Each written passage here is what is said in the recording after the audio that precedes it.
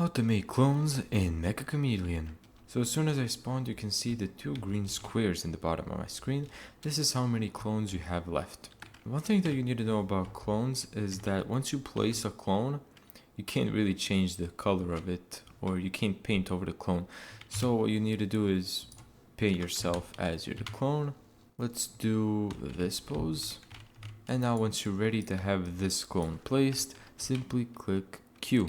Now the cool thing about having clones is that you can go inside of the clone however much you want without having your body is buried too much air popping up, and you can place another clone. Now, but the bad thing about clones, or just the cons of having a clone, is that if someone ends up shooting the clone, you're gonna end up getting eliminated, because shooting the clone is the same as if they shot you. Now you can remove the clones by just pressing X. As you can see, we remove them. Now, just by the fact that if they shoot the clone, you get eliminated as well, you get encouraged to not kind of use the clones in a stupid way, but just to kind of make it so that you can make weird shapes.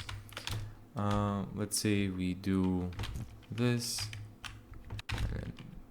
Thank you so much for watching this video. If you found this tutorial helpful, make sure to give it a thumbs up and subscribe. And as always, see you in the next video.